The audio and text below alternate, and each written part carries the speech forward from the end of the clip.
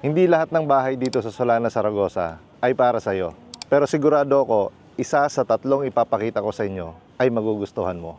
Hey, bro, crank it up. Wow.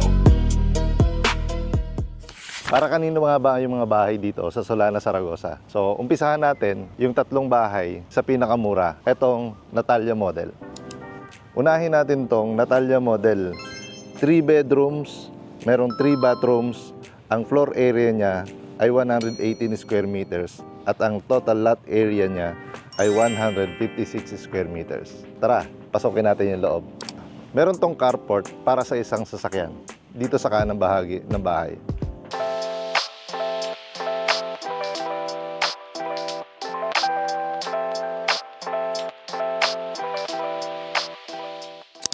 Tingnan naman natin yung loob ng Natalia. Halika.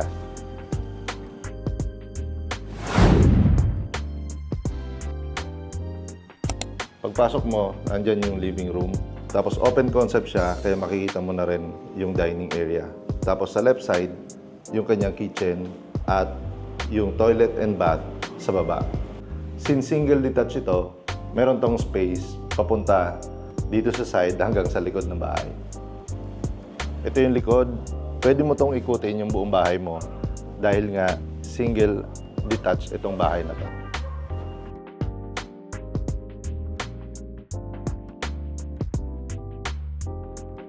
Itong space na to, pagkaakyat mo, hindi naman siya ganun kalakihan, pero pwede na rin siya magsilbing maliit na family room. Ito yung toilet and bath na sharing or common para sa dalawang kwarto dito sa taas.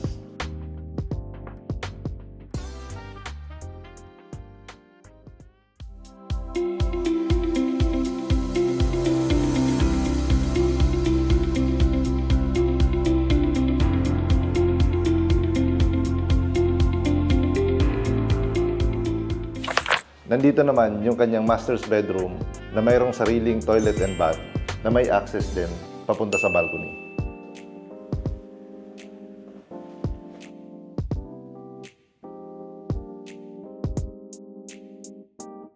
Ano, nagustuhan niyo ba yung Natalia?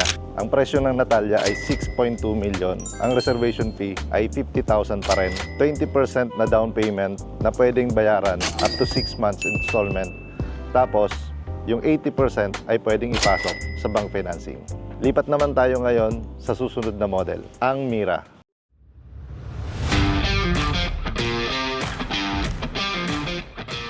Nagustuhan niyo ba yung nakita niyo sa Natalia?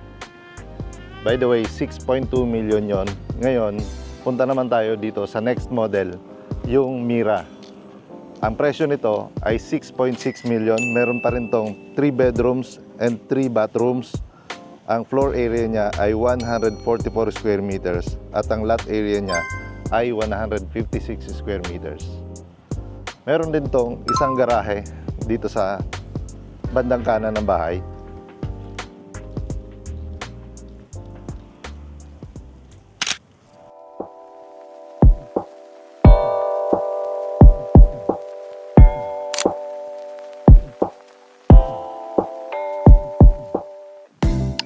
Same with Natalia, itong Mira ay wala ring kwarto sa baba. Pero sa tingin ko, mas malaki ang space nito ng living room hanggang doon sa dining room. Open layout pa rin ito. Andyan yung living room pagkapasok mo. Tapos, doon sa kanyang dining area ay may access papunta sa lanay. Maluwag din yung kanyang kitchen hanggang doon sa kanyang service area. Dito sa may stairs, nandito yung kanyang toilet and bath.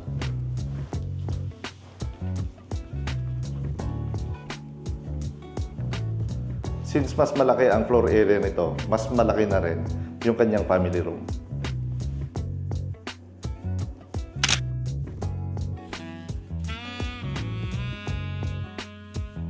Ito yung kanyang master's bedroom na mayroong access dito sa balcony. So, maluwag na yung kanyang balcony. Ang master's bedroom nito ay mayroong sariling toilet and bath.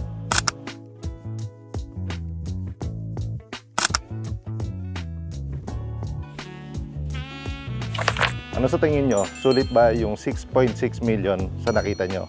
Ang reservation nito ay 50,000 din, 20% ang down payment, at yung 80% ay pwede rin ipasok sa bank financing. From 6.6 million na budget, magdagdag ka lang ng konti, ganitong bahay na yung makikita mo. Rania model. May 4 na bedrooms, 3 toilet and bath. Ang floor area niya ay 151 square meters at ang lot area niya ay 156 square meters. Kasya dito yung 2 sasakyan.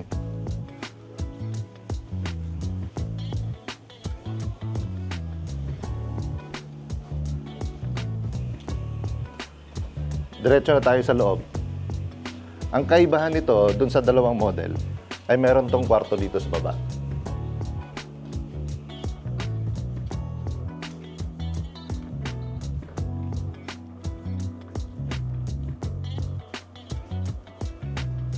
Ang benefit kapag may kwarto sa baba, yung bahay, ay para dun sa mga medyo na-challenge na paakyat ng bahay.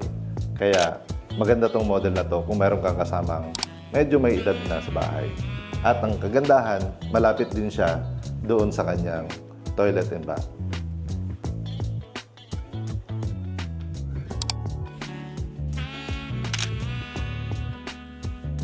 So dito sa dining area ay meron din siyang access para sa lanay. Ayan, ito siya. Okay? Okay, tingnan naman natin yung taas.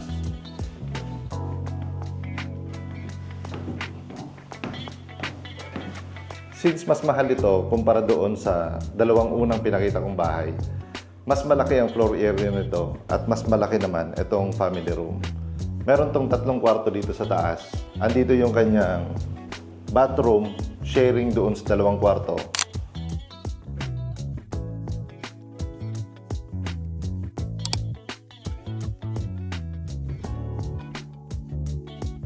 Ito yung kanyang master's bedroom. Malaki na siya. Tapos ito yung access papunta sa balcony.